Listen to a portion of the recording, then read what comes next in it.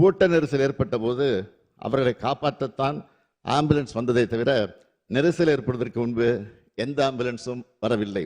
காவல்துறை, தீயணைப்பு மற்றும் மீட்புத் துறையினர் மற்றும் ஆம்புலன்ஸ் மீட்புக் குழுவினர் காயமடைந்தவர்களை மீட்டு அருகில் உள்ள மருத்துவமனைகளுக்கு அனுப்பி வைத்தனர்.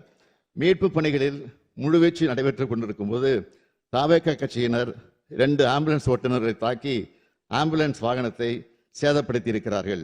இதனால் மீட்பு பணிகள் தடைப்பட்டன. இது தொடர்பாக கரூர் நகர காவல் நிலையத்தில் 2 வழக்குகள் பதிவு செய்யப்பட்டு விசாரணை நடந்து வருகிறது. சம்பந்தப்பட்ட நபர் கரூர் நீதித்துறை நடுவர் முன்பு சரணடைந்திருக்கிறார். மற்றொரு குற்றவாளி 2 வழக்குகளிலும் தொடர்புடையதாக கைது செய்யப்பட்டிருக்கிறார்.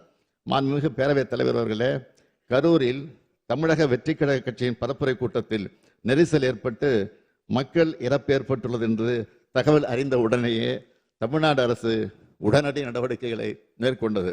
மருத்துவம் மற்றும் மக்கள் நல்வாழ்வுத்துறை அமைச்சர், முதன்மை செயலாளர், தேசிய நல்வாழ்வு குழும இயக்குனர் உள்ளிட்டோர் உடனடியாக கரூருக்கு அனுப்பப்பட்டார்கள். மேலும் அன்று இரவே நானும் கரூருக்கு சென்று பாதிக்கப்பட்ட குடும்பங்களை சந்தித்து ஆறுதல் கூறினேன். கரூர் துயரத்தை கேள்விப்பட்டதும் என்னால் வீட்டில் இருக்க முடியவில்லை. அதனால்தான் உடனடியாக கரூருக்கு அன்றைய இரவே சென்றேன். மருத்துவமனையில் சிகிச்சை பெற்றவர்களை நேரில் பார்வையிட்டு மருத்துவரோடு ஆலோசித்து உத்தரவு பிறப்பித்தேன். அரசின் அனைத்து துறைகளிலும் ஒருங்கிணைந்து செயல்பட்டனர். அமைச்சர்கள் பலரும் அங்கு சென்று பணியாற்றினார்கள்.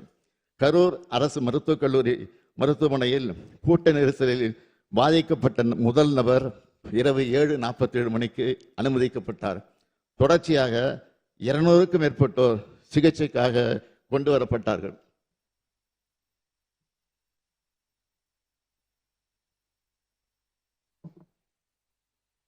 அனுமதிக்கப்பட்டவர்களுக்கு சிறப்பு சிகிச்சை அளிப்பதற்காக சேலம், நாமக்கல், மதுரை, திருச்சி, திண்டுக்கல், கோயம்புத்தூர், புதுக்கோட்டை ஆகிய இடங்களிலிருந்து 152 மருத்துவர்கள், செவிலியர்கள், மருத்துவ உதவியாளர் வந்து பணியில ஈடுபட்டார்கள்.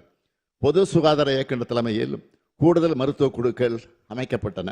கரூர் மருத்துவமனையில் அனுமதிக்கப்பட்ட 700 படுக்கைகளோடு எந்த அவசர நிலையும் சமாளிக்க ஏதுவாக கூடுதலாக 400 படுக்கை வசதி ஏற்படுத்தப்பட்டுள்ளது.